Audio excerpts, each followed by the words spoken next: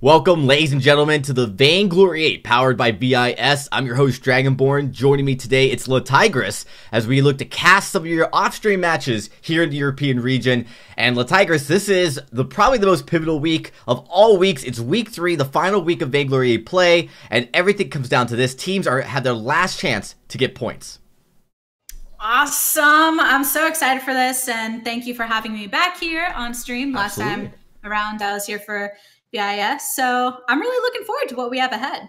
Yeah, now, so we're diving into the Europe. This is point 3. Keep in mind, Salty and Potatoes, they are one of those teams in those final 3 teams looking for that final spot to the Vainglory 8. Them, Calamity Reborn, and G2. So it's so important that Salty Potatoes shows up today, LaTigris. They need these points if they want to be able to make it to the Vainglory Live Championship. That's going to be in LA. So very excited to announce that. Of course, you guys all may have seen it on Twitter, but if not, Los Angeles at the Globe Theater will be the home of the Live Championships this summer. I think we're all ready to go into the draft. Let me just let the teams know, and we should be getting into it. And of course, the draft, very pivotal part of this game, so we'll try to dissect it as best we can, and of course, get into all of the action, making sure the players know that they're ready to go. And here we get started.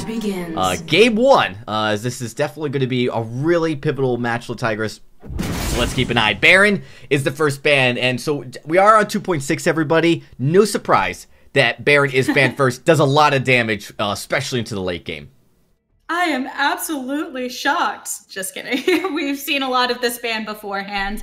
And like you were saying before, game 1, it's very important to set the tone going into the rest of the series. So you really have to try and figure out exactly what kind of strategy that you're going for. And it looks like Catherine is going to be the next ban up. Yeah, now Catherine, this is interesting, LaTigris, because 2.6 was out for a while, and we never really saw Catherine prioritized as much, but the last 3 weeks of 2.6, boy, has Catherine become a priority pick going in, and especially now into the new update, it's still a priority pick, but here in 2.6 really resurged. So not surprised by this ban. What it does mean, LaTigris, is there's 2 healers that are prioritized, Grace and Lyra. I expect to see both those split between these 2 teams right now. Yeah, definitely. Like you said, Catherine, it makes a lot of sense with that double lockdown potential. Grace was somebody we had seen banned a lot as well, but in this case picked. And then, as you predicted, Lyra coming to the forefront. Yeah, and the reason that is because, like what happens is if you pick one healer and then Catherine gets picked, the Catherine tends to be very powerful, but then when you have Catherine gone, those 2 healers, you don't want to have one team go without the healer. Now, we are on double ban, so because of that, you know, if you don't pick those first 2 healers on the first side, one of them's going to get banned on the second bans. We see, boy, wow, Vox and Blackfeather bans.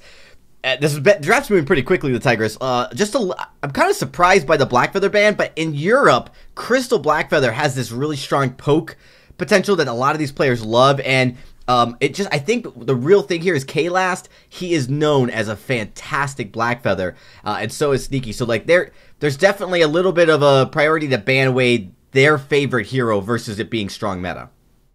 Yeah, it does make sense, and that's kind of a decision that every team has to make. Am I going to base my bans off of the meta or who we're going against specifically? And it looks like that's the strategy they're kind of going for here, as we do see the next lock-in is going to be Kestrel. Now, Kestrel, she's like kind of like Blackfeather, but a lot of bursts. But she, you know, you could go weapon or crystal. So this is a flex hero, lane or jungle. You could do that as well. So it's nice to kind of see flexes pulled into draft because, first of all, it kind of shows the macro meta and strategy that the team's implementing, trying to say, all right, we're really good. We're going to try to like base our draft off of what what we're trying to psych the other team into. Now, what I have seen a lot of recently as well, LaTigris, is Fortress into Taka Kestrel. Taka Kestrel can go invisible. It's one of their strong perks that they can utilize in combat or, you know, 1v1 action. Fortress has his ultimate, which relieves wolves, and those guys chase you if you're invisible or not. So it's kind of a nice counter into, and also provides a lot of burst. Can be flexed in, well, no, it's primary just jungle if not going support. I see a Grace. It's not going to go support a Fortress. But very, very powerful jungle. Can't be flexed weapon or crystal even.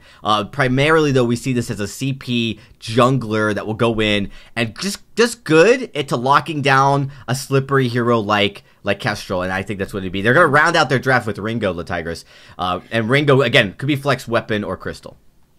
Yeah, exactly. And what you're saying about Fortress, just that ability to go ahead and blow up a single target, and maybe not everyone agrees with me, but has some of the best ability names in my opinion. So, Yes. things like Attack of the Pack, pretty fond of that. But yes. Oh no, whoever came up with this guy's heroes abilities, fantastic names. Samuel's gonna round this out, and this is mostly to deal with that on-point engagement. You're going to want to get... Grace and Fortress are going to be fast, very, very fast, very get on the target abilities. And Samuel's kind of squishy, but when he gets his Drifting Darkness out, it's really dangerous to be right on top of him. And so how he utilizes that could be important, but I'm a little risky. I mean, early mid-game, this could be risky for Samuel if he does not get sustain and items fast, because if he gets behind, he's way too squishy to deal with what's going to come out from this Fortress and... what's going to come out from this Fortress and Grace. But Ringo here is also a real... It's like a steady Eddie. And I really expect, like, this composition from Salty Potatoes, I'm really a big fan of the Tigress. This is a very strong composition, and I think it's kind of risky. You see a very squishy, potentially blown up composition from Mouse Esports, but execution, mechanical play is what's really going to allow Mouse Esports to still win this game. Yeah, I think both of them have kind of a clear aspect that they're going for here, where you do have that burst potential and that damage that comes out with things like Fortress and Ringo, but then there's a lot of sustain that could be on the opposing side. If they don't get blown up too early, right, you go ahead and use that healing available with, Lyra. Absolutely. And then Samuel has a little bit of that self-healing if using the Drifting Dark properly, but we'll have to go ahead and hop into game here as we get the ball rolling. Yeah, jumping right in. So let's get into the action. Of course, you guys are watching the Vainglory 8 off-stream match powered by BIS, as we are excited to bring you guys this every week. A little kind of like a hidden gem in the Vainglory streams that maybe not many people know about. So if you're tuning in for the first time or for the 6th or 7th time, welcome to our lovely stream. And wow, we already have Kaylas going pretty deep into the enemy jungle. Yeah, it looks like that. Really trying to go ahead and make that statement early on, but gonna go ahead and get caught by I'm the Doom and Justman over here. Luckily, of course, we do know Grace has a bit of tankiness to her, so she can get out if she decides not to stay too long, but Class is choosing to be a bit aggressive early on here. So why do you think that Kaylas went ahead and made this choice to go and have that aggressive positioning? Well, we see this a lot with Grace. She's the fastest hero in the game until her future nerfs coming out. She's very fast, and she's very tanky, and she has the ability, especially you see Kaylas bought boots. So he has another escape ability on top of his, and that passive extra movement speed on top of her very fast movement speed allows her to get in and out. We see this a lot with Graces. They really like to be aggressive early to try to get down and steal away the farm from a hero like a strong Crystal Mage that will scale well to late game, because if you get them behind early, they're squishy enough that it's really problematic, and that's actually a very common strategy from Grace players. One of the most aggressive supports we've seen in the game in recent meta. Yeah, which is why it makes sense that Class feels so comfortable going ahead and into enemy bushes, even though we're in that early game, so there hasn't been an opportunity to really set up any substantial vision. But when you're kind of in that position where the enemy team hasn't quite scaled yet, you can feel a bit more comfortable trying to control the pacing. And as we know, if you get control of that pacing early on, try and maintain it as soon as possible, then it's a lot more difficult when you're playing on the back foot as the enemy team. Yeah, absolutely. Absolutely. A bit of a circle around here, though. It looks like we do see the members Justman and I'm the Doom going ahead and kind of returning that disrespect of that jungle invade and trying to get this vision up early. Yeah, it looked like counter jungle, but there's nothing there. Actually, the Joker did a great job clearing and actually rotating and then backing to port right at that time. So I don't think Mouse had the rotation timed correctly on what the enemy was doing. Obviously, no vision early game, so they really can't time that as well. But they're staying, actually kind of staying in the jungle here, the Tigress, maybe trying to pick up some of this farm. Yep, going ahead and throwing out that Drifting Dark to get some damage onto the Joker. But of course, with that mobility, still able to just go and safely get back to lane. So a little message sending early on. But that's the thing, if you go into the enemy jungle and you're not quite finding anything to farm up yet, then it seems they tried to stay and say, okay, we didn't get any of that advantage. See if maybe we can get a pick here. but that didn't quite go through as well. So it makes sense. Yeah, to see the Tigers. I don't know if you noticed, K-Last actually goes back and steals away I'm the Doom's backs. I mean, that's wow. I mean, he's gonna get his healer, but the two bottoms. Yeah. So while they were trying to invade, and they didn't get much for that too, by the way, the Tigers. They didn't get a lot. They lose out some of their backs. So I'm really impressed so far with Salty Potatoes' ability to just kind of improvise on the spot when they see themselves in a tough position. Yeah, I think that they've been doing such a good job of responding as well as setting the tone. So we can see over here as I'm the Doom is over on the sideline, but nonetheless, Kaylas and the Joker are going ahead and getting some, laying down the lob there as well. Sneaky coming back from the base. Yeah, there was a bit of trade. I don't know if you saw Sneaky almost dropped out. He was really low. Now, of course, Mal's, oh man, they're looking to push here. A lot of action in the lane, the Tigers.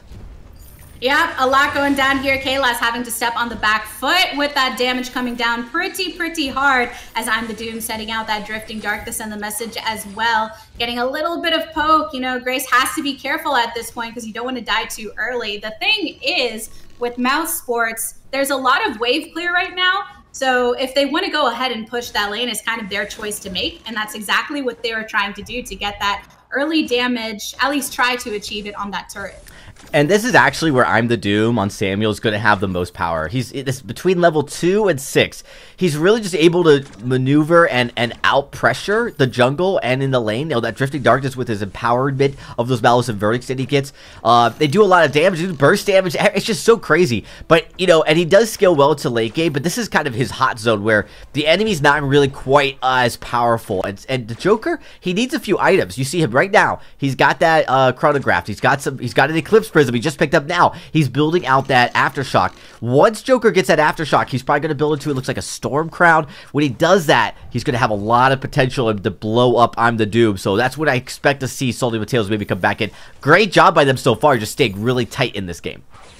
Yeah, and then Class and Justman both have that fountain built as well, so that will offer a lot of bursting sustain during the middle of the fight if need be. So with these items starting to come online, really trying to prioritize the farming to get these builds as clear as possible, because eventually there's going to be a big fight and they're not going to be able to do anything to avoid it, which is why it makes sense that Mouse is trying to really prioritize pushing this lane so hard.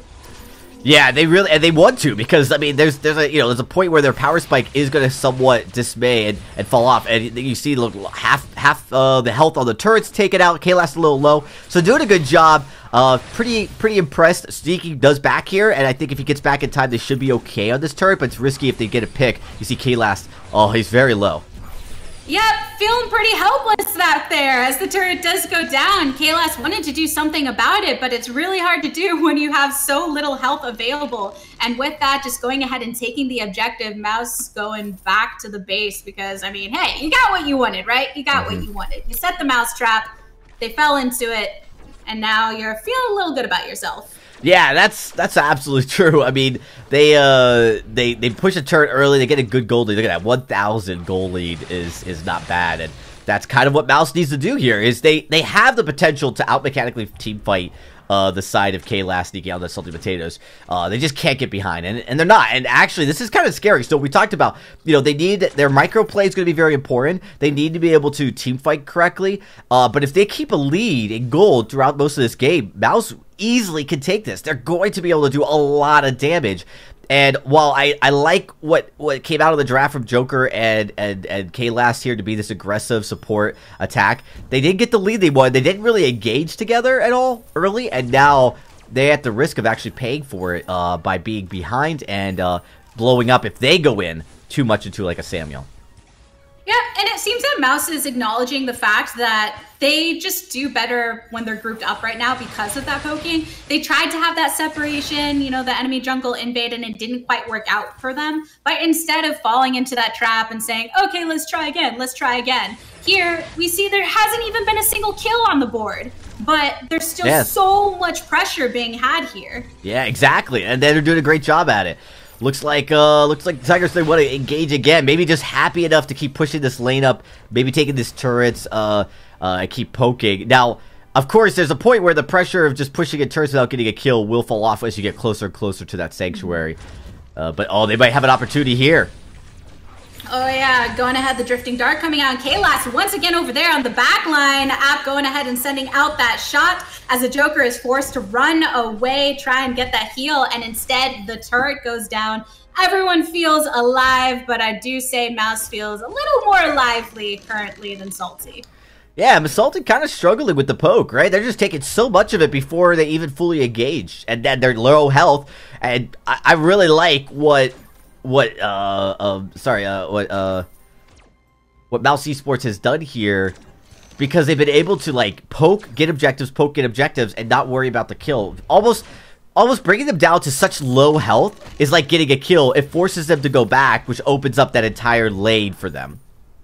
Yeah, exactly. And that's the thing. If you look at it, you know, if you're kind of just watching this on the sideline, it doesn't look like much is happening, right? You look and you say, okay, there haven't been any kills. There's just a little poke here and there. But then when you're actually watching it, it's as if Mouse Esports is making Salty just feel a little helpless in these situations, having kind of those mini moments of control, taking advantage of the range that they have as well, so that they can really start going ahead and accumulating this smaller gold lead, starting to expand it, and choosing to be very, very objective-based.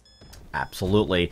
Looks like Mouse moving in again. They find the tri-bush, start laying some of that poke. Nice active camo. There comes Oblivion. Looks like it does put down some of those wolves to sleep here, which gives them a little bit of time. Backing in. I love this disengage coming out from Mouse as they look just trying to hold him in, but there is a nice holding Nova. Does trap into Lyra in a second, but they get the first kill.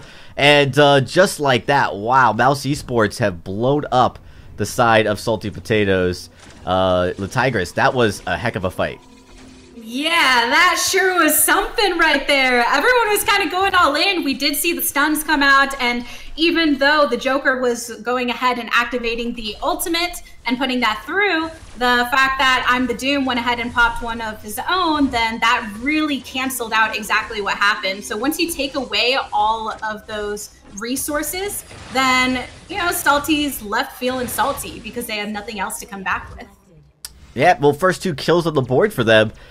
This is a great spot. Great breakdown, too, Tigris. Mouse Esports, they're in a great lead here. Look at that, 4,000 gold lead at 10 minutes. It's a very respectable lead to have at this point in the game. And Salty Potatoes could get back into this fight, but they needed to be the aggressors for the early part of this game and really deny I'm the Dune, and they didn't. That's going to come back and bite them massively, especially as I'm the Dude. Look at it. He's already got 2. He's working on this second item. He's very, very close to the second tier 3 item. He's got that Frostburn early.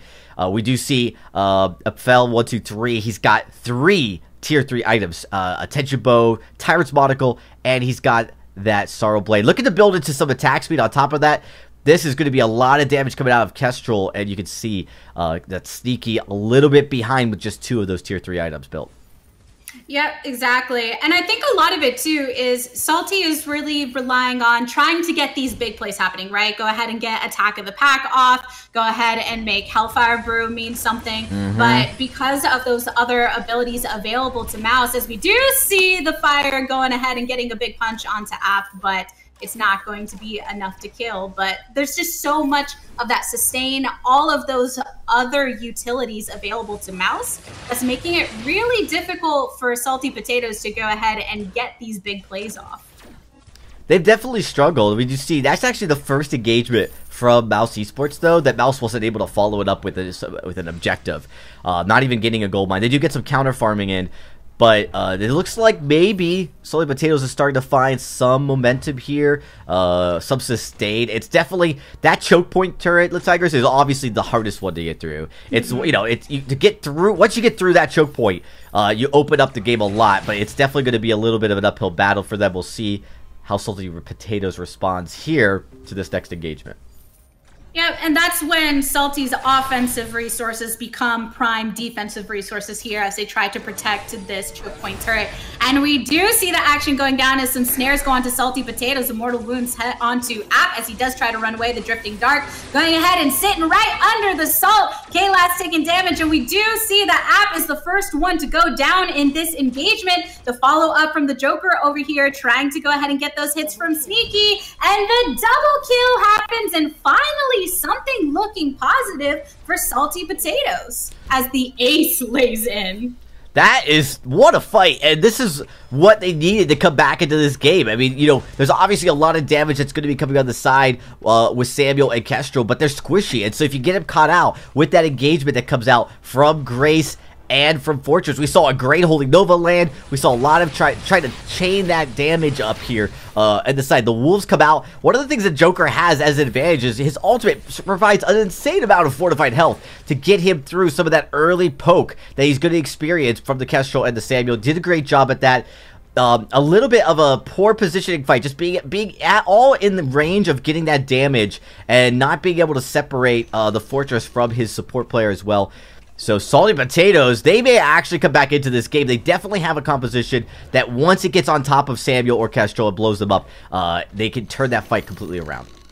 Yeah, we saw all the positive plays that were happening from Mouse Esports earlier were when the three of them were grouped together, they were going ahead and poking and were relentless. But in this case, Salty was able to separate them a bit, get one of their members sanctioned off into the jungle, and with that got the double kill and the eventual ace here. But some follow-up because Mouse is a little mad. They don't like that they were just aced and starting to get once again aggressive with this wave pushing as the ultimate is popped by Sneaky. It looks like Samuel is going down. Impressive play right there. The follow-up onto Lyra as well. The separation of apples. See, we have Salty going ahead and pushing the players apart, meaning that Lyra is going to go ahead and just be chased down. Most likely going to be eliminated with the single play from Sneaky over here, trying to go and get those final hits right on, but that's where that sustain comes through. Yeah, actually, Mouse might save the ace. Oh yeah, Samuel comes up, so there's going to be no ace. They are going to get this kill adjustment, I think, eventually.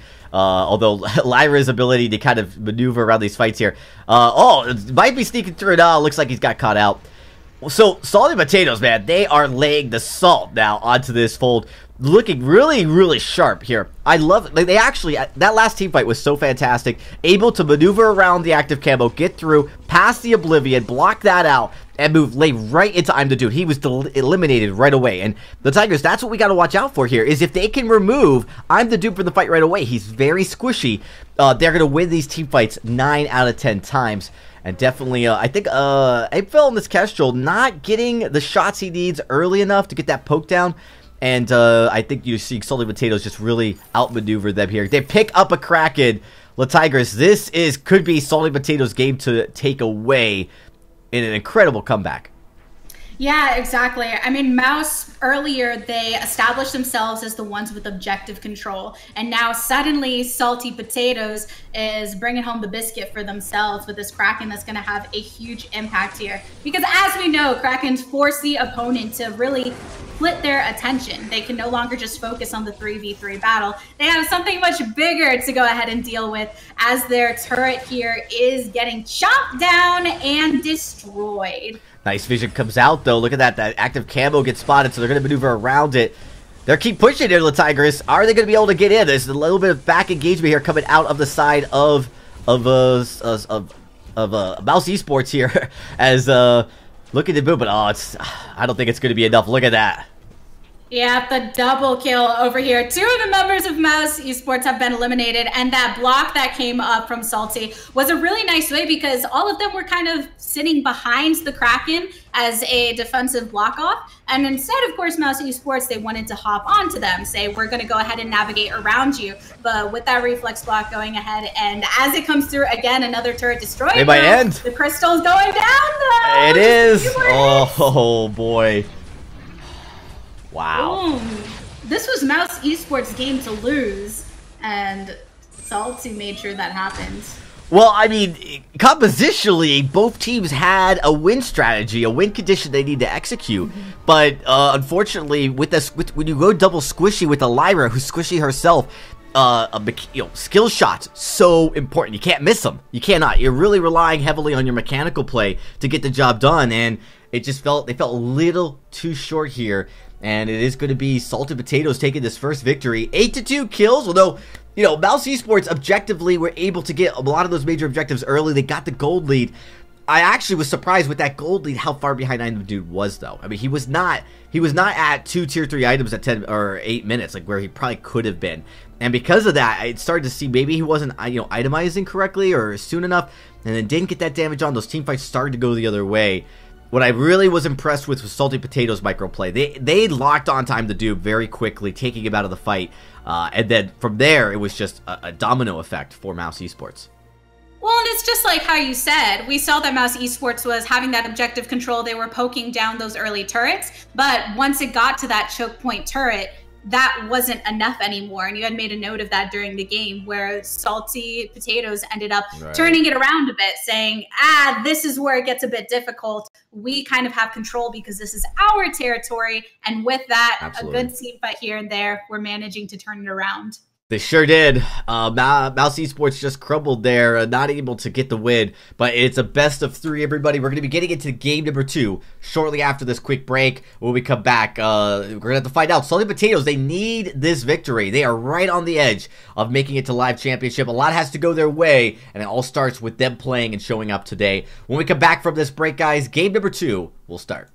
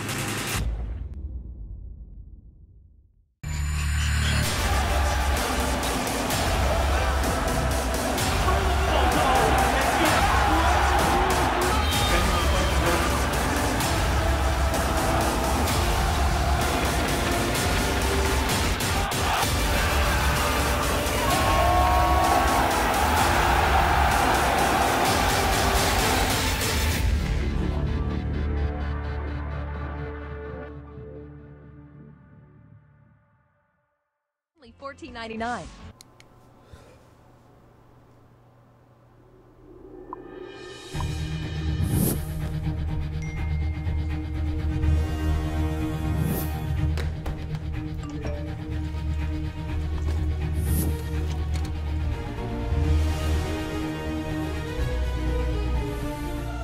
Don't miss the call. Download Band. Communication made easy. Hey, welcome back, everybody. We are getting live here for the second game of this best of 3. It is between Salty Potatoes and Mouse Esports, and boy, have the action heated up here. Salty Potatoes takes game number 1 in a little bit of a comeback, as they have to go in here. Mouse Esports now maybe wanting some vengeance. We are actually ready to get into draft for game number 2, and of course, I'm your host, Dragonborn, joined by Latigress, and I think we're ready to get in the action, Latigress. Yeah, game number 2, baby! And you know what? I had some potatoes earlier. They weren't quite that salty, but maybe it was something saying that they would do well in game number 1. We'll have to see if they carry that through and keep the hunger going. Definitely holding their composure. I like what I saw from them, and really impressed so far. So Mouse Esports going to ban the Lyra. Now, so a little bit of a different pace. We talked about how if you're going to let the 2 healers get through the first bans, you pick them. Now you're banning them. Salty Potatoes is actually going to have to be forced to ban the Grace here. Yeah, exactly. So even though Lyra wasn't as impactful in the first game because of the way the victory went, of course, Baron going ahead and getting banned away here, like we said, not too much of a surprise as we are on the previous patch. But we'll have to see what the first lock-in is going to be. And this is interesting because they didn't need to ban Baron. Mouse Esports was most likely going to take either Catherine or Grace. But I think with Salty Potatoes is like, all right, they're going to take Catherine or Grace. We don't want them to have one and not the other, so we're going to ban Baron so we can get one. And what that means, Vox ban, this is interesting. So I think Mouse Esports knows that they're going to get Catherine or Grace, so they're risking this potentially getting through the second ban. I don't think Grace or Catherine will get through the second ban phase. So now Salty Potatoes has an opportunity here to pick Grace and ban Catherine. Yes, they could do that. And as you said, we do see that Grace is going to be locked in immediately and potentially the Catherine ban away here because you really don't want to deal with, you know, having that on the other side. I could be wrong, though. Yeah, we'll find out in just a few seconds then. But, you know, Vox we didn't get to see in the last game because he was banned away. But it's been a very, very popular carry as of late to see in these games with the impact that the Resonance can have here. But Fortress is actually the one to go bye-bye. That's interesting. And I'll talk about, like, the fact that they're good to get, so they already have Grace. They can't really do anything. Mouse Esports is almost indefinitely going to pick the Catherine here, which is a very, very strong late game support, mid to late game. Does a lot here. They're going up against Grace Kestrel. Grace actually struggles in the Catherine a little bit. So, and then they got a Baptiste to follow up. So there's a lot of chain CC and silencing. They're going to have double silence. So Vox has a short silence. Catherine has a long silence. Mouse Esports draft here on A side, much stronger. I think they were kind of gifted that. The Fortress was great, but, and I think the Fortress is really important ban if you're going to pick Kestrel, but I feel like you risk giving so much over to Mouse Esports by trying to prioritize that Kestrel pick by banning the Fortress. Yeah, that you kind of did hand a bit over, so that seemed like a very picky kind of thing of, oh, this is what happened last game, let's not deal with that again. Exactly. But when you do have Catherine, who's been such a huge issue with the lockdown potential, and then Baptiste also getting through because of the way that Bad Mojo can get really strong in the late game, so maybe we'll see something to try and combat that with more range, because we know that Baptiste tends to have a bit of a difficult time with that. Yeah, so, well, speaking of range, the poke, this is going to be a nice counter poke into Baptiste. Celeste actually deals into Baptiste pretty well because she doesn't need to, like, move around a lot. She could just stay sit, drop those core collapses, drop those heliogenesis, and actually outscale poke in the late game, though, only. It takes her a while to ramp up. At level 8, that's her sweet spot because that's when she gets that extra range on her heliogenesis. Yeah, and this is a matchup that we've seen previously, because you know how Celeste, you see Baptiste and you go, okay, I think this is something that I'll go with. And it does take a bit of time, but with the potential that comes out of things, like you said, with heliogenesis, and then Solar Storm just having that chance to go ahead across the world to get that damage. Right. Once you do get that build to that point where you can go ahead and have that crystal power, then you're feeling a bit more confident in trying to hold things off early on, go ahead and scale up, and then have that huge impact in the late game. I think they're going to be their play strategy here. They've got a Grace, Kestrel, and Celeste that all will have a very strong impact team fighting in late game, but you are going up against the Catherine, who a timely play silence will be very, very detrimental, and an Echo, who can give them that extra silence in that game, could be devastating. We are jumping into game number 2. Let's take it away, La Tigress. See what we got here. Of course, you're not going to maybe see Grace be as aggressive. Let's actually see. Kaylas could go all the way over, but it's going to be a little tricky because once I'm the Doom gets his Ordained, once he gets level 2, he can, and the stun from Catherine, they can keep Grace down back into the jungle a lot longer than anticipated. We actually see Kaylas trying to go this bottom route here, maybe surprise. Oh, but he's going to get spotted out.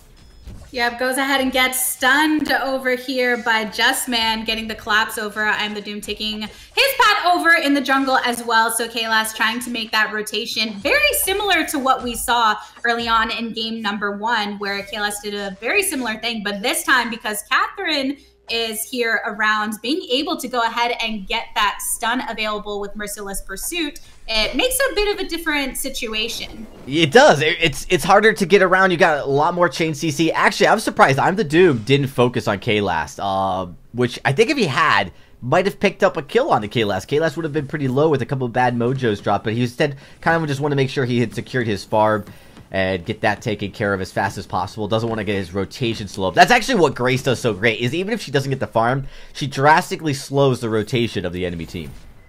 Yeah, it was funny because it looked like as if I'm the Doom had those blinders on and said, nah, I'm just focusing on my jungle. I don't care what's going on over there right now. Yeah. Where it could have been an aggressive play, but, you know, there's nothing wrong with taking a bit of the safer play as well. Just going and clearing, trying to build up that XP early on so that you can have a better chance of finishing out those plays, you know, as time persists.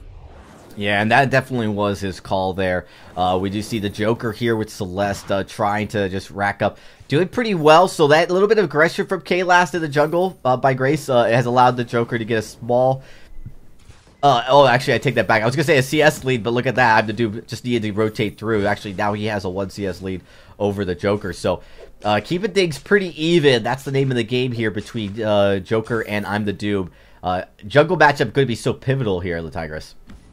Yeah, I do have to agree with you there, because when it comes to the laners where they're just really going to be focusing on farming right now, and then you do have the junglers that are having to really make sure that in the late game scaling that they have an impact because of the lockdown potential that does happen with their abilities specifically. That's going to have a lot to dictate how these fights go, who lands the stuns, who goes ahead and makes that statement and says, we control the pacing of this.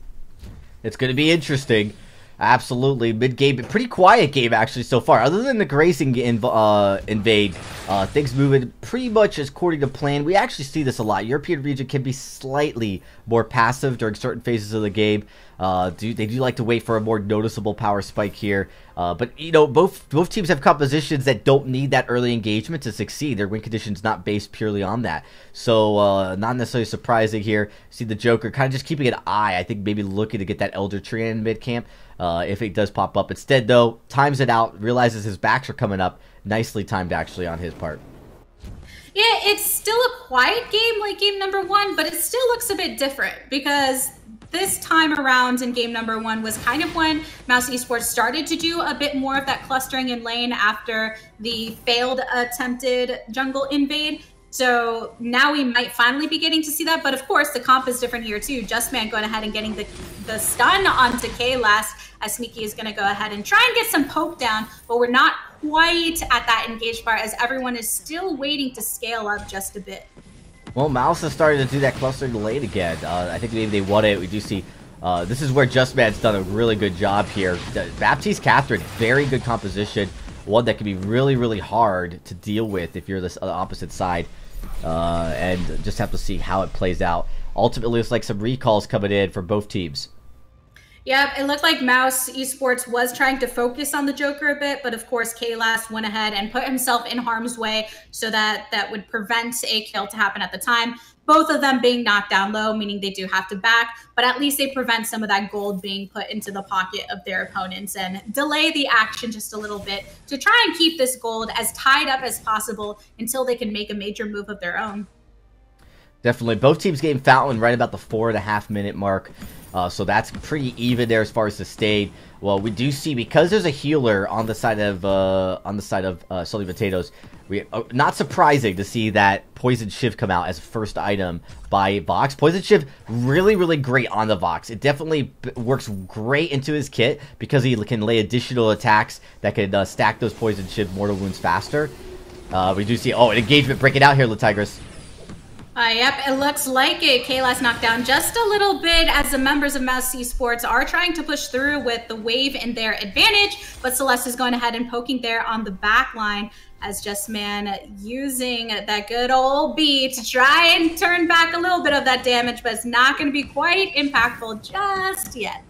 Yeah, I mean, the 3-man grouping here by Mouse, same as last game, but, you know, just not being as effective. Even with the stun that they've got, Holy Nova comes out, misses. There's another stun breaking up there, but not as impactful from last game. So this is actually kind of concerning for Mouse Esports, is they've got a great composition. They've got something that's going to be really annoying, but they're definitely struggling to get the push that they got from game 1, which means the gold isn't something they're going to really have a strong lead in for most of this early game.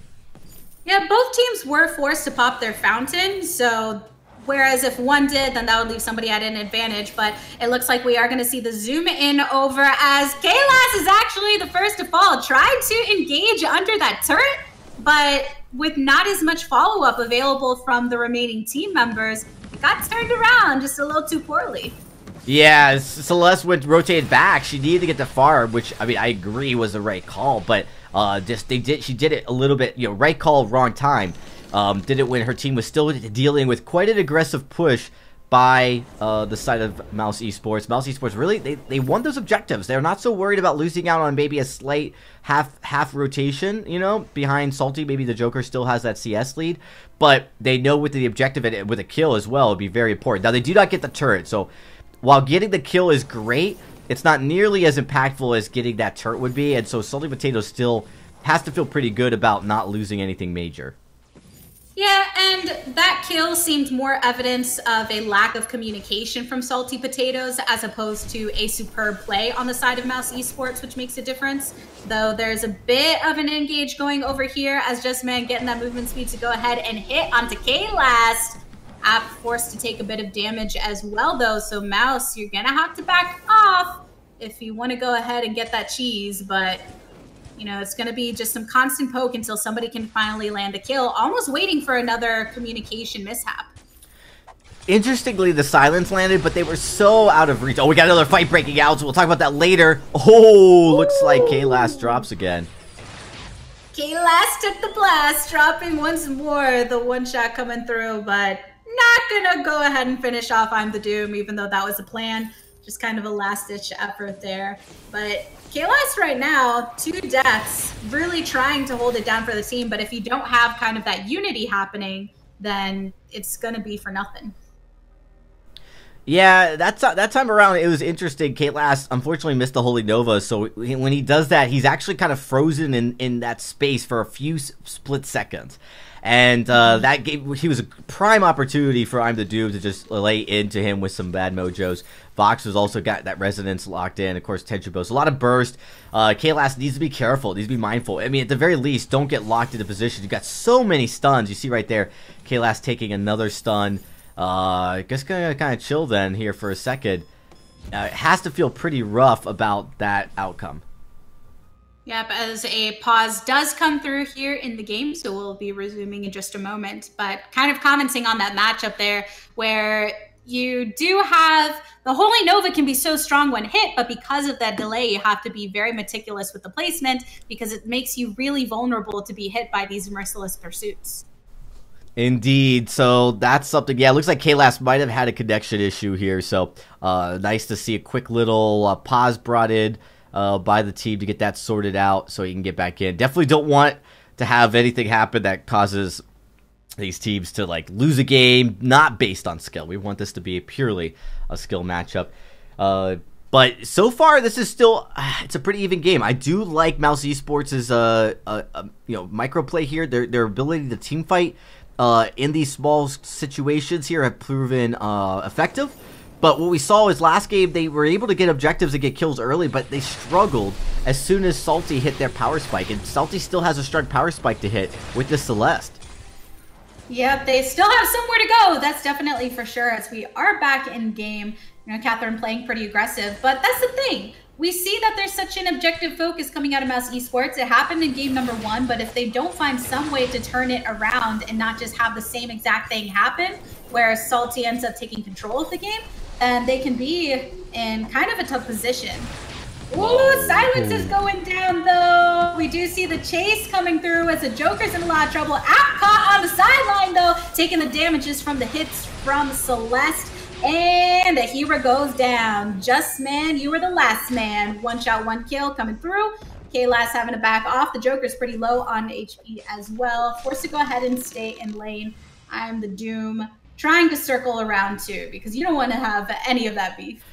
Interestingly enough, so you do see the kill going over finally to Salty Potatoes, but they've got so low that they couldn't follow that up. That's really unfortunate. Actually, I'm the Dude was in such a strong position that the Vox could have easily gotten some resonance, and their combo could have easily, taken out the rest of the team. So I actually applaud Salty Potato. Their ability to realize that they actually were at a disadvantage, even though getting the first kill, is something you don't see a lot. It does take a little bit of patience and caution there. But what they do is what they do get is a little bit more pressure in the lane. They're going to be able to push this lane up finally and look to try to put the pressure now onto Mouse Esports. You do see Joker, he's still waiting to get that third tier 3 item. And Sneaky, of course, only has the Sorrow Blade. So from itemization wise, they've got to be careful. And I kind of am impressed that they're being so patient. Yeah, because if you look at the gold currently, there is a lead over for Mouse Esports. So very, very good job of Salty to go ahead and respond to that. As a chase down does come through, K-Last and the reflex box are popped. to prevent any more pursuit here. But like you said, that fight earlier, it had all the signs of a big team fight. So it says a lot about the players to be able to respond. But Justman going in, getting a bit of a hop on from Kaylas, but a focus on the turret means that may be going down soon enough. Yeah, it could be. It's getting very low. One shot, one kill is going to miss there, unfortunately. Oh, but they follow it up with a Solar Storm. Unfortunately, it's going to be Catherine who takes most of that. So that's not really the target that's going to get deleted. Sneaky Potato, Salty Potatoes looking really, like, sharp. They're just, not overcommitting, looking for the right moment. And this might be it. Yeah, trying to go ahead and hop right under this turret right now. The Storm Guard being popped from Catherine, going ahead and locking on to the members of Salty. Just letting them push back just a little bit. The fountain was popped to get some of that heal. So a very nice response there because a lot of them were in mortal peril. Ooh, just missing the back. Sneaky was so close to getting eliminated, but the turret does go down. Mouse Esports continuing to push forward here. Yeah, and I'm Doom, look at that, sitting at almost near full health. This is something that, like, he's got so much sustain that it's just so hard to take him down. You've really got to burst him down. There's not that really strong burst yet. Actually, you see with Sneaky going with Breaking Point, they're looking for the long team fights, which could be a little risky here, although, definitely something to keep an eye on. That first turret going in favor of them, that gives them a 2,000 gold lead. Latigris, though, Catherine's really, Justman, been really pivotal here in these team fights, and I've really been impressed with I'm the Doom's Baptiste as well. There's something that so far they've been also playing very patient, trying to make sure that not give up too many kills, try to get those objectives, and they finally found that opening.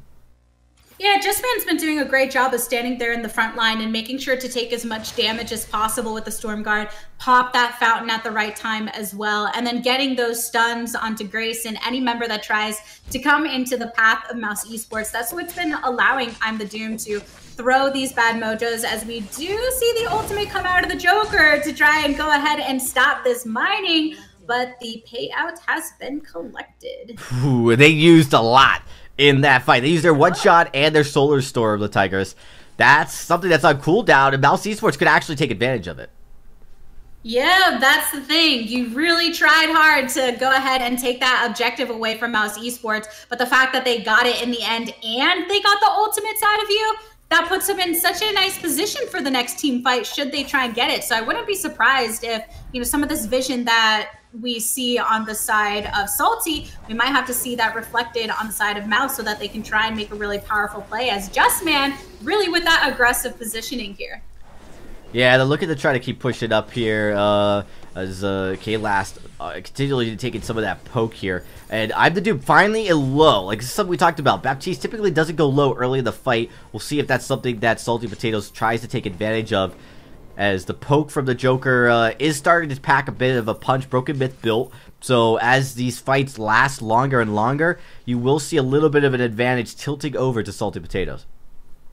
Yeah, Salty Potatoes has been fairly timid with some of their engages, so in a case like that, they just decide to stand the back line. It's almost like they've been more aggressive when there's a bit more distance because they have those ultimates that can reach quite far. But when it comes to that really hand-to-hand combat in the lane, then they've been prone to back off a bit once they lose a member, kind of knowing exactly the sustain that can come out of I'm the Doom and that bursting potential that they just don't want to get caught up in a blast tremor or something that really leaves them immobilized. Yeah, they've definitely been mindful of that. Echo is built on Justman, so he's going to have 2 times to be able to land that blast tremor. So I think that's kind of what you were alluding to is Salty Potatoes, they want to keep enough distance so that if the fight does break out where it's tilting to the advantage over to Mouse Esports, they're able to respond and get out of position, get out of that fight, because they really don't want to get stuck where they're knee deep in that mud where the 2 silences could potentially destroy their chances of winning the team fight. Exactly, because all of that range that you have on your opponents means nothing if you're locked down right in front of them. As we do see a capturing of the Kraken going down over here in the jungle, and Salty wants to contest it, instead going for this poke over and trying to get a pick, but it is turned around as Kaylas takes a lot of damage. A bit of a reflex block there, but is it going to be enough? Justman doing such a great job of sectioning off the members of Salty to make Kaylas just isolated. The ultimate coming out of the Joker, and a Sentry is actually the one to go down after Kaylas. This is absolutely huge for Mouse Esports. They get that kill, they get the sentry taken out. Now they're going to get Kraken. They've got a full, wide open lane. The one shot and the Solar Storm are used, so the likelihood of them stealing this away, it's next to none. Look at that, how fast that Kraken's being deleted. Health bar taken, capture is secured, and now Mouse Esports, they are going to be able to push down this lane feeling pretty confident. Yeah, that was their Kraken for the taking, and you have to give it to Justman for that separation that he enabled. K-Last was left all in his lonesome because the Joker and Sneaky were right over there in the other portion of the jungle, allowing I Am Doom and App to just burn down K-Last. And then because of the range in their ultimates, they tried to have some kind of saving, but instead just put the members of Mouse Esports in a prime position to take this Kraken. Absolutely. Kraken push it down right now. Well, Tigers, this is something that Salty Potatoes need to figure out how to deal with as they look to go in. They just don't have an answer for this crowd control so far coming out of Mouse Esports. But just when I say that, we do see a nice engagement to push back Mouse Esports. Yep, the Kraken smashes, but so do the members of Salty because everybody on the Mouse Esports is feeling a bit low. Of course, they know that there's going to be a distraction having to take Kraken down right now. Taking the one turret, but not quite getting the two turrets available. The one shot, one kill, getting some damage. But of course, there was enough of a revival of health onto the members of Mouse where nobody quite fell victim to that. Yeah, and they were able to take both tree ends from both sides of the jungle. They're going to get up some health and heal up here. Now they're just going to go back and farm. There's going to be a little bit of a quiet period. So let's talk a little bit about how these two teams have progressed item-wise. Like, the game is starting to approach 20 minutes.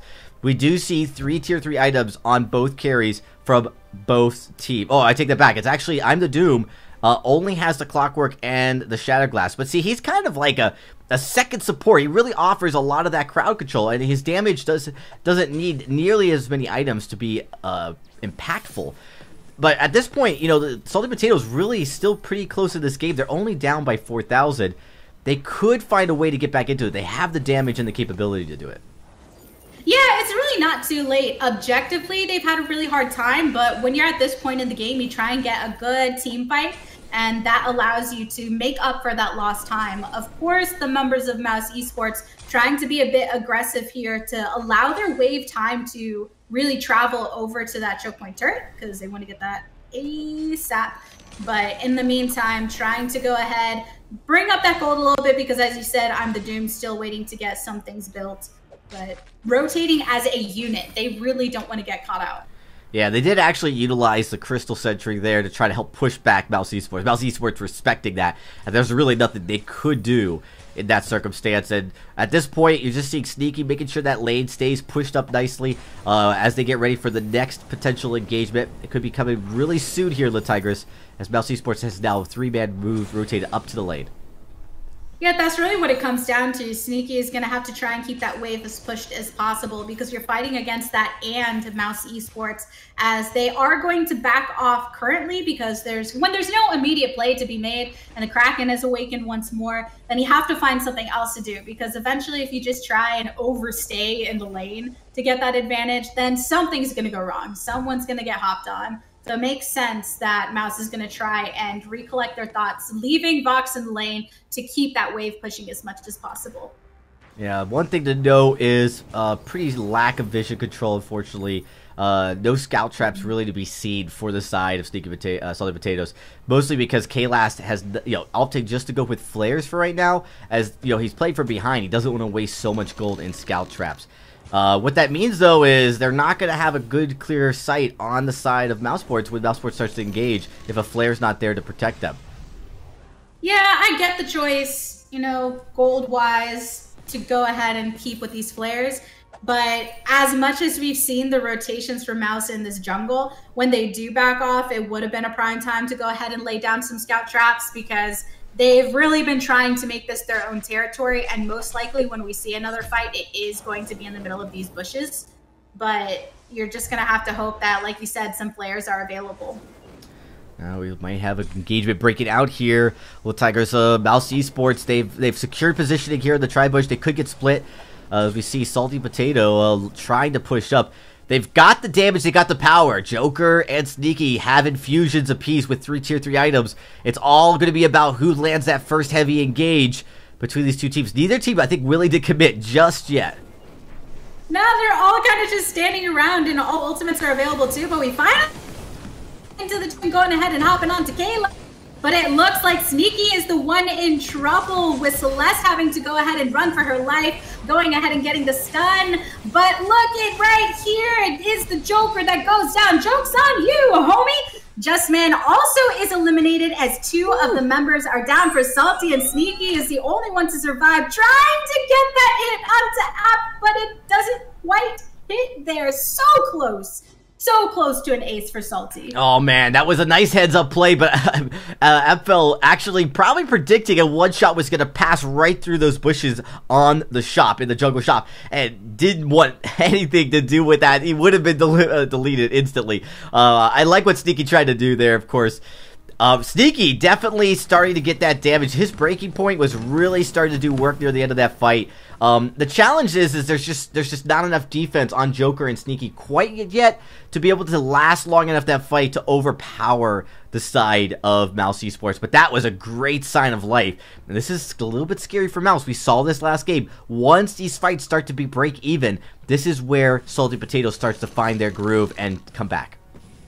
Yeah, because it's easy to get discouraged by that, saying, we lost 2, they lost 2. No one really came out on top there. But if you look at the fact that Mouse has had such control over these fights in the past and really getting control of these objectives, Salty has to feel a little better, saying, okay, at least we know we can hold our own. We can really try and make it go just a little bit differently next time. Maybe get a major objective for ourselves. But in response to that, it makes sense that Mouse is still trying to maintain that objective control and grab another Kraken for themselves. Yeah, it's going to be contested though. Oh yeah, it looks like Grace was locked down a little bit. Same with Catherine, as Grace does come ahead and go through, getting that hit on to Just Man. But it looks like there's still going to be some action going down. Almost a wipeout there as the fountain is popped, and suddenly Sneaky was not so sneaky, being eliminated here, and the Joker goes down too. Class is the only one to survive, which, you know what, they're just going to go ahead and split off right now. Send 2 members off of K-Last and leave someone on the Kraken, and now this is an ace, with this Kraken also going to be going to Mouse Esports. Salty Potatoes just needed to be a little bit more cognitive of the fact that they were in a choke point against a Baptiste and a Catherine and a Vox. There's just a lot of very zoned, silences and crowd control that occur in those choke points. Specifically, Baptiste was able to fearsome shade the side of Salty Potatoes really well, and because of that, they are now poised to take this game. They've got a Kraken, but I'll be honest, the Tigers, I don't think they need it. They're going to be able to eliminate this first turret and keep pushing. No, but it was almost just, they had enough time to grab it, so why not grab it? And we do see the last-ditch efforts of the members of Salty Potatoes to try and go ahead and get these hits on the Mouse. But Mouse going and just focusing on the crystal as much as possible without taking the majority of the damage. The Joker taking damage as well. So Just Man trying to stay on the objective, though. Might not be able to finish, so didn't quite finish it just yet, as an ace goes in the favor of Salty, but now they are distracted by the Kraken. Yeah, I don't think they're going to have enough. I think the Kraken was too full health. The crystal was regenning just a little bit. It regens based on, how long it's gone without taking damage, but not enough to survive that, and the Kraken is going to finish it off and secure the victory. This is now going to be going to game number 3 here for Mouse Esports versus Salty Potatoes. Nice comeback from Mouse. They started to lose a little bit of edge during that late game fight, but came back strong in the final team fight between these teams. And Salty Potato now has to go back to the drawing board. We talked about Catherine Baptiste. That crowd control, you've got to be absolutely prepared to deal with it. Every team fight needs to be planned out so you're not caught in those choke points. And unfortunately, they did get caught in one pivotal one. Yeah, and it did turn out the Kraken kind of was important in the end because everybody died, but it was there to at least finish the job off. And that doesn't feel so great when that's how you lose the game, is there's this big monster in my face, and no matter how much we hit it, it's not going to be fast enough. Unfortunately. Yeah, they almost got a break, but, it's going to be the Kraken that saves the day, finishes off, gets the win. We're going to take a quick break, everybody. When we come back, game number 3 will start here. That's right. Salty Potatoes, man, they are diving for that very last victory, all they need to make it to day number 2 and a chance to make it to live championship. It all comes down to this. You're not going to miss the action right after the break.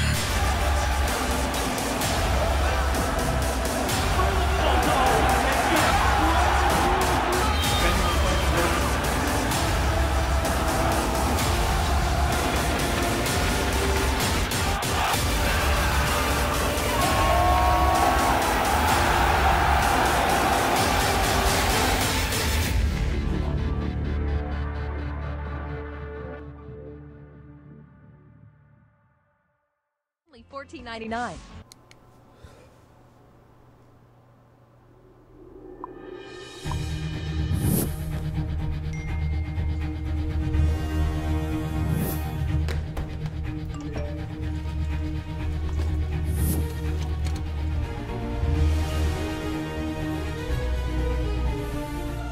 Don't miss the call. Download Band. Communication made easy. Hey, welcome back, everybody. We are here getting live, ready for all of the action for game number 3. Boy, has it gotten intense, La Tigris, as Salted Potatoes now down a game here, evening out the series is Mouse Esports looking to take them out. But, you know, Salted Potatoes, they need this next victory. So let's see if they can get it. We're going to be jumping into game number 3 here in the draft right now. And see how this all goes. Very close series, very close matchup between these two teams. The draft begins. Yeah, it's not even just close in the fact that it's, you know, one game victory on both sides. The games themselves, because the way that the early games have been going kind of slow, and as you said, that can be characteristic of EU, as the Baron ban is characteristic of pretty much everybody. But we'll have to see if game number 3 ends up kind of going with that same pacing. We will. Grace is banned. Now, this is going to put Salty Potatoes in an interesting spot. They kick the Lyra. Now, Catherine is available, and you're almost forced, if you're Mouse Esports, to take the Catherine here. You played so well with it last game. You really kind of want to have it going into this. If you don't take the Cat, well, it's likely going to get banned. So now this means that Mouse Esports is not going to have the Catherine in this game. They're going to take the Vox instead. And I think that's a little bit risky. If I'm Salty Potatoes here, I ban the Catherine. We saw how effective that was with the silences in game number 2. Yeah, that actually really surprises me because Catherine was affected not just because of utility, but Catherine ended up being the most aggressive out of everybody too. If you take a look at the finishing KDA, where all of the fights seem to be really reliant upon what she could do. And that's why it makes sense that taken off the table with the ban currently. Because if you can't guarantee the Catherine pick for yourself, you might as well take it away. And Fortress is going to make another appearance. And maybe that's why Mouse Esports did it, so they could get Fortress. But, you know, Fortress was picked at a point last game where you kind of had Mouse Esports, or you kind of had Salty Potatoes like, oh, we're not sure how to, we're not sure how to deal with it. But, you know, now it's picked so early that you could easily just figure, all right, you know you're going in against a Fortress. There are plenty of heroes that work well into that kind of aggressive on-point engagement. They could go Rhyme, Cruel. There's so many different ways you could draft into this now that I don't think Salty Potatoes really is in a bad spot. They've got the healer. There's no healer on the side of Mouse Esports. They're going to pick up a Ringo here, but I also think that, you know, you pick up something that can deal with that heavy engagement. Don't go something squishy. You want something that can survive and be a big bruiser. We don't see a lot of glaive prioritized here in EU, but that's something that, you know, you could get on top, take out the carries quickly like the Vox, and move through. There's so many different ways they could finish this draft out, but one of those ways definitely could be picking up, you know, something that's really, really tanky. Yeah, in game number 1, where we saw there were 2 very different win conditions, one of which was very based on sustain and had kind of more squishy heroes, but was going for something else. In the late game, it didn't quite work out. So you do need to kind of try and mitigate that. Well, I totally blanked on the fact that another great tanky, in your face, deal with that kind of the blow up damage is Grumpjaw. We've seen him kind of fall out of the meta because typically it's been a lot of poke and he's not as great into that. But here, with a Fortress, this is a fantastic pickup. And with that mobility, just being able to leap right onto the targets when you have Fortress that's going to try and do the same exact thing. You try and get that lockdown, make something easy for Ringo to go ahead and burst, and then hopefully have things in your favor. And Lyra Grumpjaw it's a very, very strong composition because the heal and the bulwark really protects that Grumpjaw, keeps him alive a long time. And if you get the Lyra on top of the Vox can't Sonic Zoom while he's inside that bulwark, which means some of that damage that he can stack up quickly because of that extra attacks that he gets with while he's Sonic Zooming, that's negated somewhat, forces him to reposition.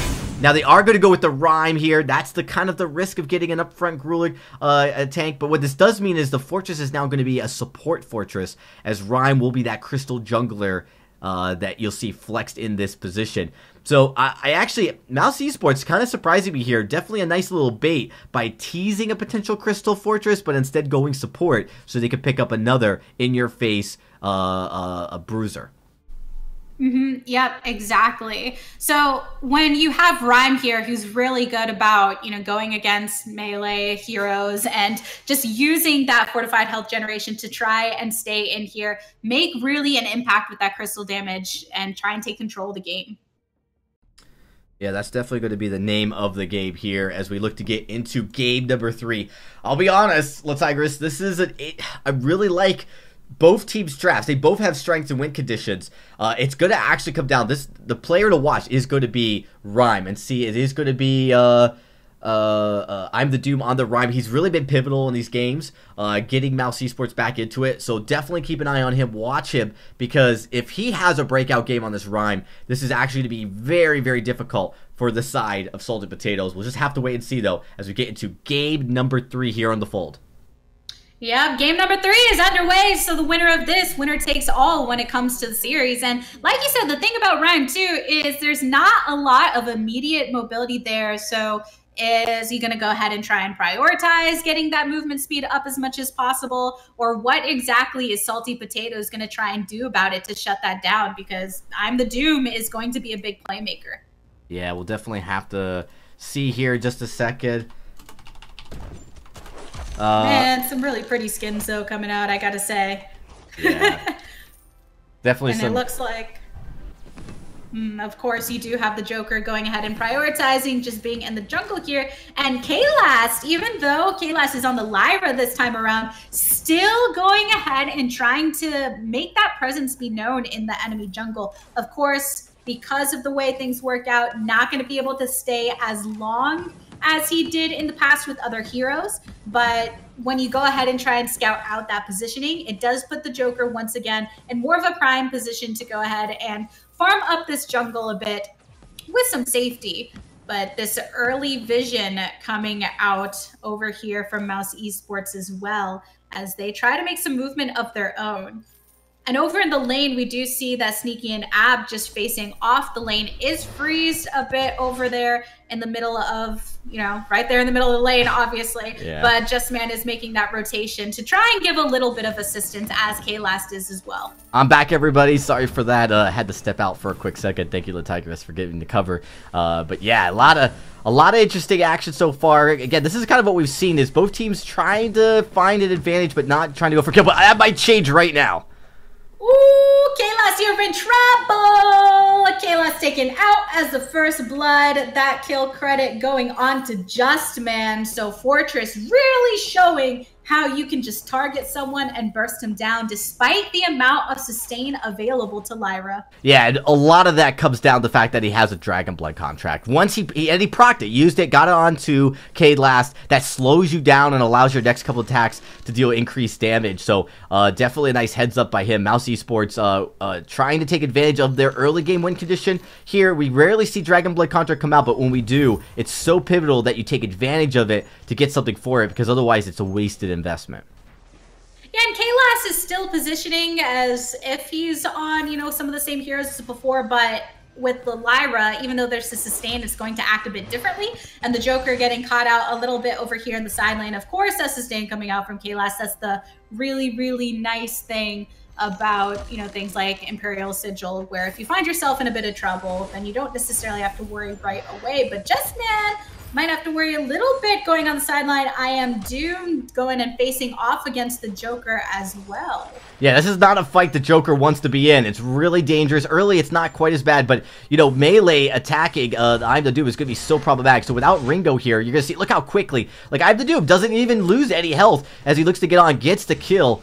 This is a problem with this Grumpjaw now as the Rhyme pickup played perfectly into their condition here, and when Ringo's not in the fight, it's really going to be problematic. Yeah, and even though Grumpjaw has kind of those escapes worked in if necessary, it just wasn't enough to get completely out of the damage range, and thus kind of paid the price for it. Absolutely. But taking a look at kind of how there's a bit of a reset here, with nobody stepping into enemy territory just yet, though we do see Just Man and I'm the Doom making a rotation over here, potentially going to go ahead and spot out the Joker, but instead rotating over to the lane, just missing Kaylas. Yeah, nice disengage from him to be able to get out of that fight. Yep, indeed. So with that backing just in the prime nick of time over here, of course, the Joker doing what he can to go ahead and keep control of this lane as much as possible. Sneaky and Kaylas making another appearance over here, giving the kind of the okay for App and Just Man to rotate over into the jungle, as I'm the Doom is trying to do what he can to get powerful as well, prioritizing this gaining of XP, taking these different jungle camps to hopefully get online where he can't necessarily get as locked down and punished by the enemy team when it counts. Yeah, absolutely. As we see, of course, the Fountain's picked up by Just Man first. It's still a little bit more gold needed by Kaylas. Because of those kills, because of that death, he's a little bit behind. So definitely a bit of a struggle here, as he needs to be smart about how he positions, how he gets in and out of these fights here potentially. Exactly. And you know that Mouse Esports is very aware of this as well. They know that they have a Fountain advantage. So if they do end up engaging in a fight, then they have a bit of that extra protection, as there is a bit of engage here. The Joker forced right back under the turret. Yeah, Mouse Esports, they continue to do this time and time, is force the lane. Their lane pressure has been fantastic. Exactly. And we saw it in game 1. We saw it in game 2. Obviously worked out a little better in game 2 for them, but they're going to continue to do so. Going ahead and hopping right there, taking the turret aggro onto Just Man though, but not afraid to hop onto Sneaky in the back line, as we do see Kaylas also low, having to take a step back as well. Just Man running for his life just a little bit, but luckily with that speed and mobility shouldn't be an issue. It's kind of crazy to see Mouse Esports. They have such a strong front line with that Rhyme and Fortress to be able to get in and out, and Fortress could take so much damage that they really didn't exit that fight. They didn't get the turret, but they didn't exit that fight less damage or less health than we actually even saw with Salty Potatoes. They were able to get a lot of damage in, get out. And the mobility of their composition is strong. Even though a Rhyme is slow, you know, he's able to use those boots to get out of a sticky situation when the time needs it. And so just prioritizing his items here and his actives correctly will allow him to be very, very effective. And Grumpjaw is going to have a huge problem dealing with it. Exactly. And that's why it makes so much sense that I'm the Doom is prioritizing those boosts as he has, because that's very typical for Ryan, because you need that escape mechanism since it's not necessarily built into your kit immediately. And the Joker, like you said, gonna have some difficulty dealing with that as well. Yeah, absolutely. But even if you take a look at the way that last fight went, and it does look like there's going to be another fight though, as a Joker hops right onto the back line. I am the Doom taking a little bit of a step back as App going ahead and throwing up that reflex block for some protection.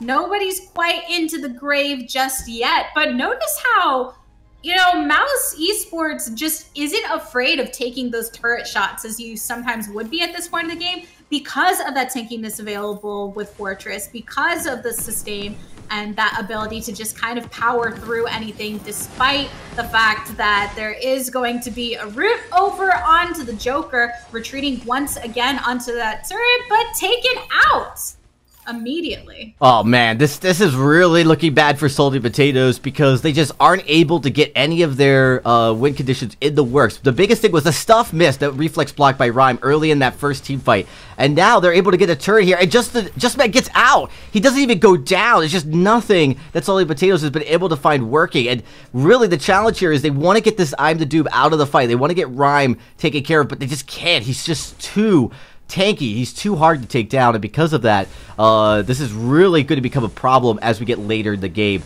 This Grubjaw is not going to be as effective past the 15-16 minute mark as he is early, and with no kills on the board, it's going to be tough. They are going to get an objective here though, Latigress, but this might be really just a small gift that really isn't going to play into the long-term effect. Right now, the win condition for Salty Potatoes is going to be smaller and smaller as we get later into this game.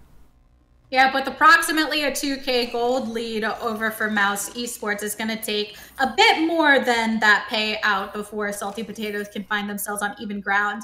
I think the scariest thing about this point in the game is not the fact that Mouse Esports is overpowering them, but technically, in terms of where these fights are happening on the map, when you're fighting under your own turret and you're still at the disadvantage, what is that going to say about when you're on even ground? You're already struggling here on your own territory, that when you do find yourself in a jungle fight, it's just going to get even harder for you. So how, as Salty Potatoes, do you create that advantage that you have somehow already been losing? Well, the biggest thing is they've got to get that stuff on time to do, but they've actually gotten that reflex blocked, which is really a hard reflex block to nail, and they've been very effective. I, the Doom, doing a fantastic job on it.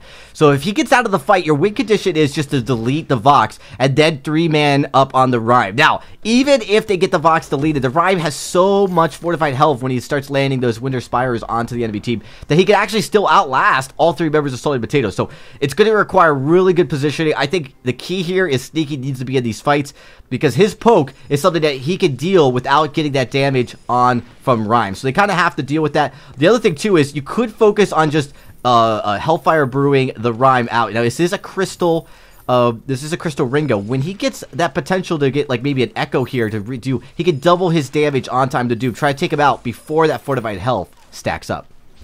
And I think you're exactly right with that in terms of that they do need to prioritize the target, but it looks like there are going to be some blocks going up as some damage goes out. The Joker running low as the App ends up going down in this fight. We do have the back off of Sneaky as he was low on health as well. Just Man once again managing to escape into the bushes with just a little bit of health left. Has had no issue just jumping into these fights, doing some damage, saying, you know what, I'm kind of low. I kind of want to back off of this a bit. And then doing just that. Well, they might have caught I'm the Doom out. He tried to recall. I don't know if he needed to cancel his recall, but look how even on a 3v1, he is just not able. Oh, what a comeback. Just Man coming in.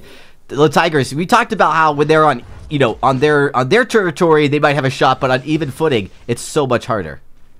Exactly, and that responsiveness of Just Man saying, oh, I see my teammates in trouble. Let me go ahead and turn around and do something about it. Because of that quickness available with Fortress and that ability to respond, it really shows that we talked about how Salty needs to find a way to burst down a single target, be in that coordination, maybe build an Echo to go ahead and have that effect as well for Ringo. But when you have someone that was even in a different part of the jungle and they can just return in a moment's notice, then how fast do you really need to be to make that play actually work? Yeah, it's going to take really good precision and accuracy from Salty Potatoes. They're still in this game, and I was impressed with underneath their turret how they managed and balanced the damage coming out from Mousesports, and they had a turret on their side too. It was just a lot of things that they need to go their way to win the fight. When it's just 3v3, unfortunately, like in neutral territory, it's going to be very hard to find that win condition. K-Last here does try to get some vision down so they can at least keep an eye on it. Sneaky finally picks up the alternating current. So his third tier 3 item. He's got a lot of cooldown. He's got a decent amount of damage, but this Crystal Ringo build isn't really going to be as impactful. Like, it's not something that can burst down I'm the Doom necessarily if I'm the Doom survives that first Hellfire Brew, which, you know, all you got to do is reflex block the first one, so it's going to be interesting to see how it plays out. K-Last trying maybe to get into position here. The Tigers, this is going to be tough here as we look to see maybe another fight's going to break out as all 3 members come down. You have the Joker coming through as the Fortress hops right onto the back line. The reflex blocks have been blown. App is going down, unfortunately for them, as we do see Sneaky taken down as well. Justman finding himself in really, really hot territory. The chase down over by the Joker, but of course I Am the Doom is right there on the follow-up. Justman, the lowest amount of HP possible. The distraction over there, as we do see the Joker is eliminated, and once again, from the skin of his teeth and the health of his packmates, we do see Justman escape to safety. This is absolutely the best we could see Salty Potatoes perform, and they still didn't get the win on that fight. They get I'm the Doom stuffed in the Grumpjaw. They have him taken care of. They're looking to get the Vox taken out. They do take out the Vox, but as soon as I'm the Doom comes down out of the stuff, he is just blowing everybody up. He builds up so much fortified health right out the gate. They're in a choke point. Fortress is able to survive that thanks to his fortified health. There's just way too much fortified health to deal with on the side of Mouse Esports. And so Salty Potatoes, not winning that fight, that was literally everything they needed to go their way, and they still didn't win it. I'm really worried that they're going to actually just, like, not able to win a single team fight from here on out. They need to find maybe a misplay coming out from Mouse Esports to really find that final push. Yeah, I'm the Doom just treats those stuffs like a power nap and then comes through and does everything that he intended to do in the first place. And the problem right now is when you're relying on your opponent to make a mistake for you to actually make a good play, that's really hard because the power is no longer in your hands in any capacity. They've been playing fairly well in these last fights, but there's just something about the Rhyme being very impactful, Justman doing everything he can to kite around everybody when possible, that's making Mouse really indestructible. Yeah, they just can't find that win condition on Mouse to get the double kill. They really want the double kill, and I'm telling you, even if with the double kill, the Tigress, that Rhyme could actually, I mean, you have to seriously kite him, and that's something Grumpjaw can't do. So it's a Lyra Ringo situation that maybe they could get the kill onto Rhyme if they could take both Justman and Epfel out, but it's going to be very hard to do that with their current itemization and hero composition. As we had stated. Now we are going to see Salty Potatoes come back down. This next team fight, this could be make or break with Kraken on the map. This next team fight, if it goes the way of Mouse Esports, will indefinitely and surely mean that you're going to see Kraken come onto the board here and another 1 or 2 turrets taken out in favor of Mouse.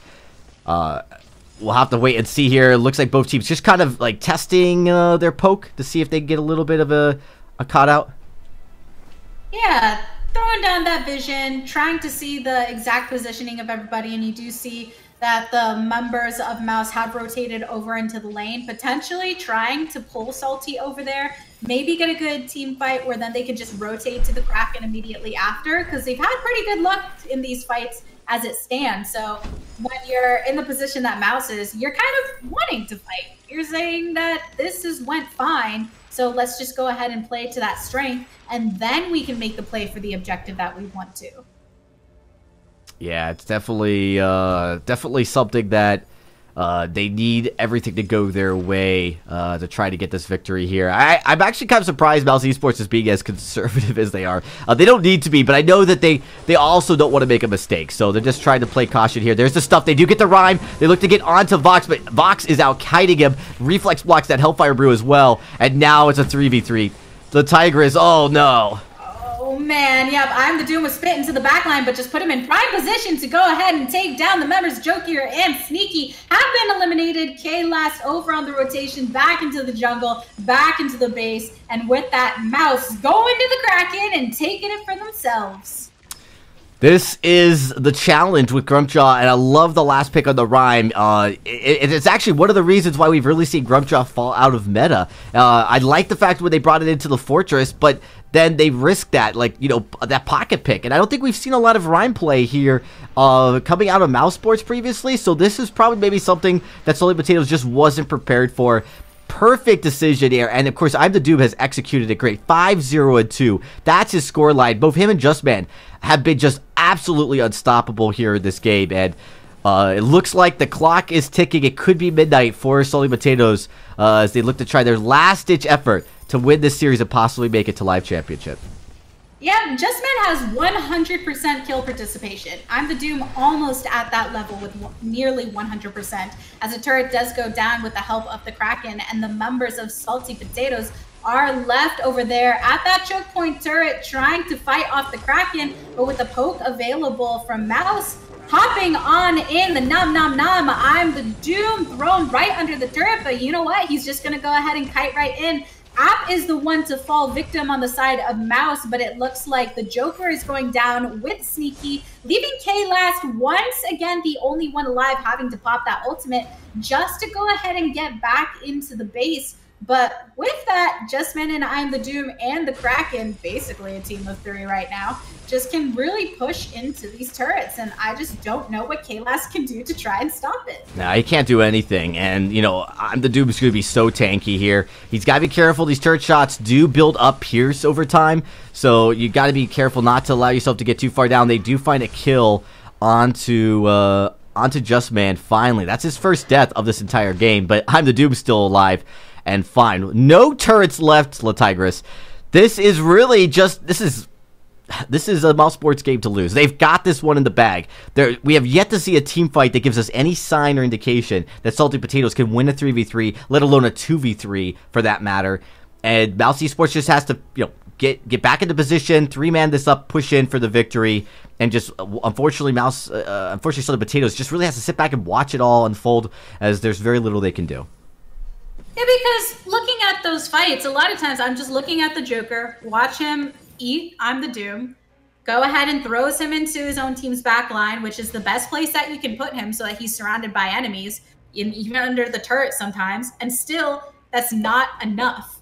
That play that is supposed to be the thing to shut him down and take him out of the equation, Justman has been so effective that even when I'm the Doom is out of commission, he can hold the team down alongside App just for himself. And even though App has been going out a little early in these fights, usually kind of the first one to go down, still gets enough of that poke where the impact has already been made.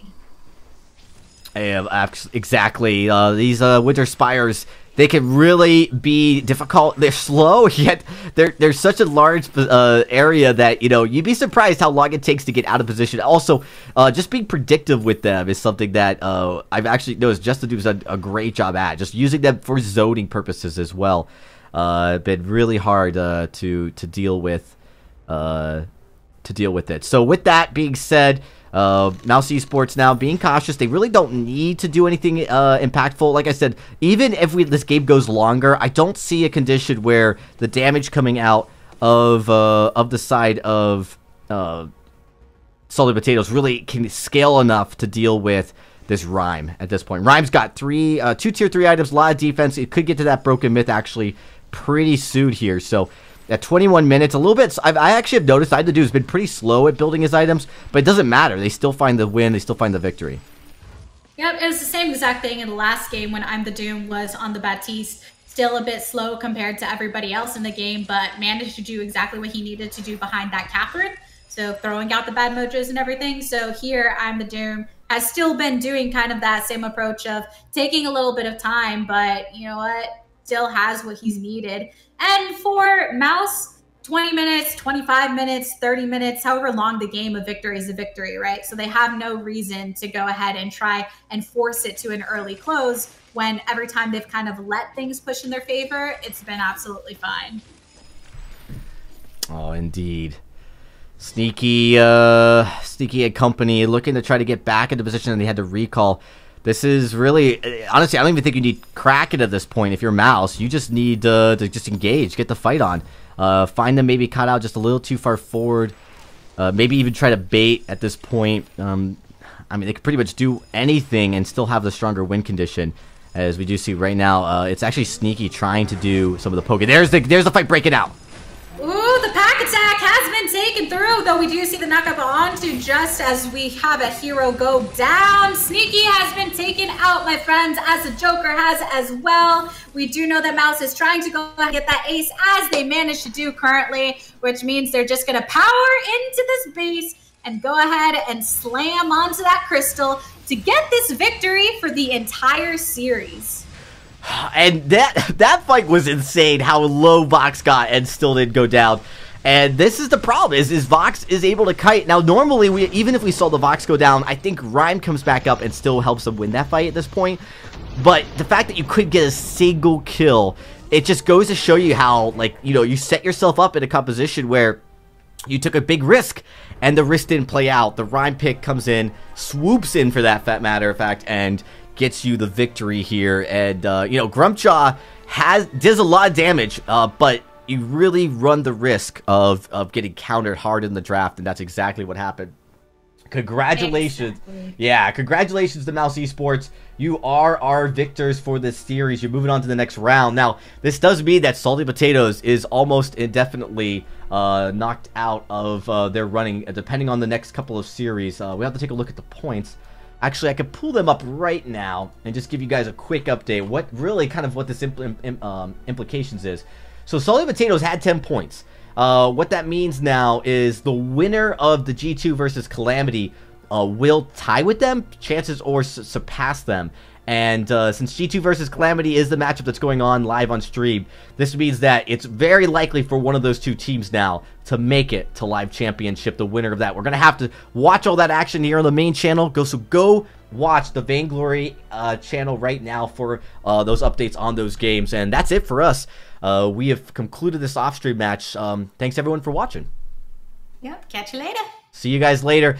This is our last stream here, as the VG8 does end this week, everybody. So make sure you tune in to the VIS, follow the VIS League, as we'll have more games during the off-season leading up to the live championship. And of course, as always, make sure you guys get your tickets for the live championship that's happening in Los Angeles at the Globe Theater. You're not going to miss the action. All right, I'm headed over to the main channel. Little Tigers, let's go watch and see how Calamity versus G2 goes. Let's do it. All right, good night, everybody. See you.